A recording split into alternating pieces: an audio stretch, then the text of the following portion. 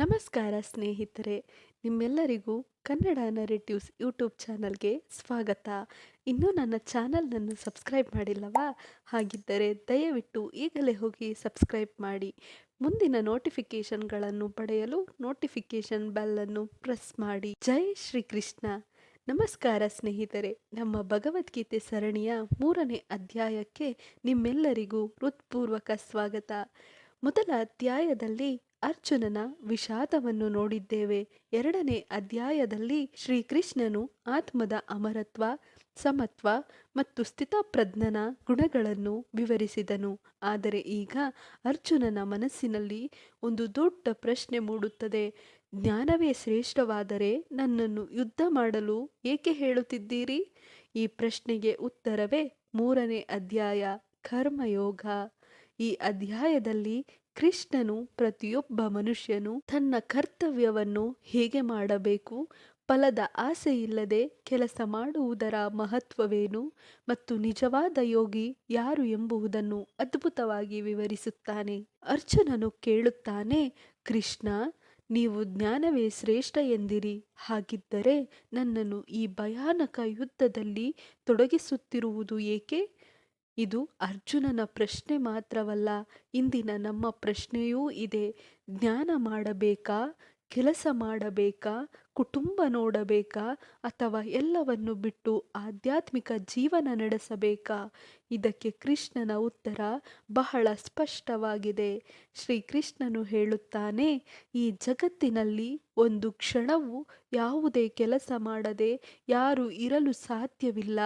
ಉಸಿರಾಡುವುದು ಕೂಡ ಒಂದು ಕರ್ಮ, ಯೋಚಿಸುವುದು ಕೂಡ ಕರ್ಮ, ಮಾತನಾಡುವುದು ಕೂಡ ಕರ್ಮ.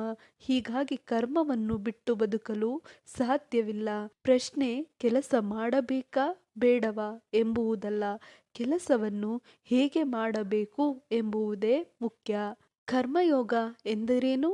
ಕರ್ತವ್ಯವನ್ನು ಪ್ರಾಮಾಣಿಕವಾಗಿ ಮಾಡುವುದು, ಆದರೆ ಅದರ ಫಲಕ್ಕೆ ಅಂಟಿಕೊಳ್ಳದೆ ಇರುವುದು. ಉದಾಹರಣೆಗೆ, ಒಬ್ಬ ರೈತ ಬೀಜ ಬಿತ್ತುತ್ತಾನೆ, ನೀರು ಹಾಕುತ್ತಾನೆ, ಕಾಳಜಿ ವಹಿಸುತ್ತಾನೆ, ಆದರೆ ಮಳೆ ಬೀಳುವುದು ಅವನ ಕೈಯಲ್ಲಿಲ್ಲ. ಅವನು ತನ್ನ ಕರ್ತವ್ಯ ಮಾಡುತ್ತಾನೆ, ಫಲವನ್ನು ದೇವರ ಇಚ್ಛೆಗೆ ಬಿಡುತ್ತಾನೆ. ಇದೇ ಕರ್ಮಯೋಗ. ಶ್ರೀಕೃಷ್ಣನು ಹೇಳುತ್ತಾನೆ, ಯಜ್ಞಕ್ಕಾಗಿ ಮಾಡಿದ ಕರ್ಮ ಬಂಧನ ಉಂಟು ಮಾಡುವುದಿಲ್ಲ. ಇದರ ಅರ್ಥ ಕೇವಲ ಹೋಮ ಮಾಡುವುದಲ್ಲ, ನಮ್ಮ ಪ್ರತಿಯೊಂದು ಒಳ್ಳೆಯ ಕೆಲಸವೂ ಯಜ್ಞವಾಗುವುದು. ಕುಟುಂಬಕ್ಕಾಗಿ ಮಾಡುವ ಸೇವೆ, ಸಮಾಜಕ್ಕಾಗಿ ಮಾಡುವ ಕೆಲಸ, ಪ್ರಾಮಾಣಿಕವಾಗಿ ಮಾಡುವ ಉದ್ಯೋಗ, ಇವೆಲ್ಲವೂ ಯಜ್ಞವೇ. ಕೃಷ್ಣನು ಹೇಳುತ್ತಾನೆ, ಸ್ವಾರ್ಥಕ್ಕಾಗಿ ಮಾತ್ರ ಬದುಕುವವನು ಶಾಂತಿ ಪಡೆಯುವುದಿಲ್ಲ, ಆದರೆ ಇತರರ ಒಳಿತಿಗಾಗಿ ಕೆಲಸ ಮಾಡುವವನು ನಿಜವಾದ ಸಂತೋಷ ಪಡೆಯುತ್ತಾನೆ.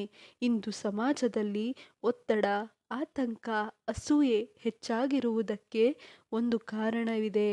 ಅದು ಏನೆಂದರೆ ನಾನು ಮಾತ್ರ ಎಂಬ ಮನೋಭಾವ ಹೊಂದಿರುವುದು. ಶ್ರೀಕೃಷ್ಣನು ಹೇಳುವುದು, ನಾವು ಎಂಬ ಮನಸ್ಸು ಬೆಳೆಸಿಕೊಳ್ಳಿ, ಆಗ ಎಲ್ಲವೂ ತಂತಾನೇ ಸರಿಯಾಗುವುದು. ಶ್ರೀಕೃಷ್ಣನು ರಾಜ ಜನಕರ ಉದಾಹರಣೆ ಕೊಡುತ್ತಾನೆ. ಅವರು ರಾಜರಾಗಿದ್ದರು, ಜ್ಞಾನಿಯಾಗಿದ್ದರು. ಅವರು ರಾಜ್ಯವನ್ನು ಬಿಟ್ಟು ಓಡಲಿಲ್ಲ, ಕರ್ತವ್ಯ ಮಾಡುತ್ತಲೇ ಮೋಕ್ಷವನ್ನು ಪಡೆದರು. ಇದು ನಮಗೆ ದೊಡ್ಡ ಸಂದೇಶ.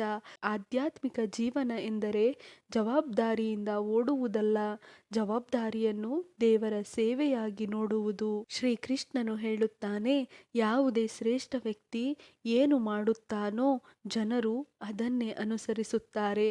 ಇಂದು ತಂದೆ ತಾಯಿ ಮಕ್ಕಳಿಗೆ ಮಾದರಿ, ಶಿಕ್ಷಕರು ವಿದ್ಯಾರ್ಥಿಗಳಿಗೆ ಮಾದರಿ, ನಾಯಕರು ಸಮಾಜಕ್ಕೆ ಮಾದರಿ. ಆದ್ದರಿಂದ ನಮ್ಮ ಪ್ರತಿಯೊಂದು ಕಾರ್ಯವೂ ಜವಾಬ್ದಾರಿಯುತವಾಗಿರಬೇಕು. ಶ್ರೀಕೃಷ್ಣನು ಹೇಳುತ್ತಾನೆ, ನನಗೆ ಪಡೆಯಬೇಕಾದದ್ದು ಏನೂ ಇಲ್ಲ, ಆದರೂ ನಾನು ನಿರಂತರವಾಗಿ ಕೆಲಸ ಮಾಡುತ್ತೇನೆ. ಏಕೆಂದರೆ ನಾನು ಕೆಲಸ ನಿಲ್ಲಿಸಿದರೆ ಜಗತ್ತೇ ನನ್ನನ್ನು ಅನುಸರಿಸುತ್ತದೆ. ಇದು ನಾಯಕತ್ವದ ಅತ್ಯುತ್ತಮ ಪಾಠ.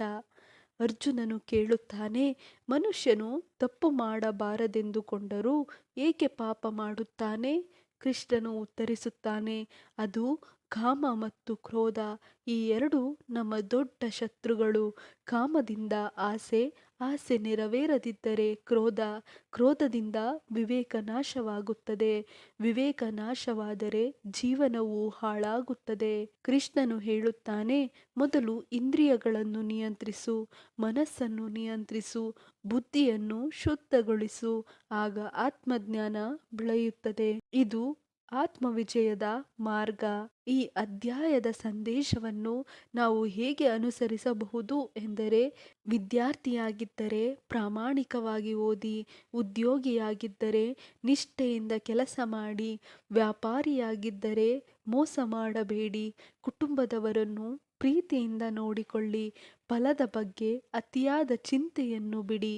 ಈ ಅಧ್ಯಾಯದ ಮುಖ್ಯ ಸಂದೇಶಗಳು ಏನೆಂದರೆ, ಕರ್ತವ್ಯದಿಂದ ಓಡಬೇಡಿ, ಫಲದ ಆಸೆಯಿಂದ ಕೆಲಸ ಮಾಡಬೇಡಿ, ಸ್ವಾರ್ಥ ಕಡಿಮೆ ಮಾಡಿ, ಸಮಾಜದ ಒಳಿತಿಗಾಗಿ ಬದುಕಿ, ಆಸೆ ಮತ್ತು ಕ್ರೋಧವನ್ನು ಜಯಿಸಿ, ಪ್ರತಿಯೊಂದು ಕೆಲಸವನ್ನು ದೇವರಿಗೆ ಅರ್ಪಿಸಿ.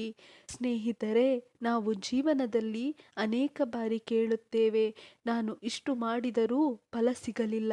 ಆದರೆ ಶ್ರೀಕೃಷ್ಣನು ಹೇಳುತ್ತಾನೆ, ನಿನ್ನ ಅಧಿಕಾರ ಕರ್ಮದಲ್ಲಿದೆ, ಫಲದಲ್ಲಲ್ಲ.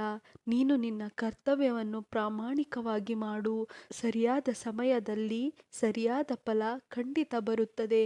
ಕೆಲಸವೇ ಪೂಜೆ, ಕರ್ತವ್ಯವೇ ಧರ್ಮ, ನಿಸ್ವಾರ್ಥ ಸೇವೆಯೇ ಯೋಗ.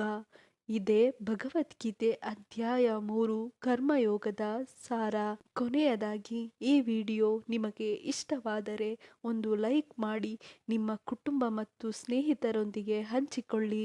ಇಂತಹ ಭಗವದ್ಗೀತೆಯ ಪ್ರತಿಯೊಂದು ಅಧ್ಯಾಯದ ಕನ್ನಡ ವಿವರಣೆಯನ್ನು ನೋಡಲು ನಮ್ಮ ಚಾನಲ್ನನ್ನು ಸಬ್ಸ್ಕ್ರೈಬ್ ಮಾಡಿ. ಮುಂದಿನ ಭಾಗದಲ್ಲಿ ಭಗವದ್ಗೀತೆ ಅಧ್ಯಾಯ 4 ಜ್ಞಾನ ಕರ್ಮ ಸನ್ಯಾಸ ಯೋಗ. ಶ್ರೀಕೃಷ್ಣನು ತನ್ನ ದಿವ್ಯ ಅವತಾರದ ರಹಸ್ಯವನ್ನು ಬಹಿರಂಗಪಡಿಸುತ್ತಾನೆ. ಅದನ್ನು ತಪ್ಪದೆ ವೀಕ್ಷಿಸಿ. ಜೈ ಶ್ರೀಕೃಷ್ಣ. ಹರೇ ಕೃಷ್ಣ. ಧನ್ಯವಾದಗಳು.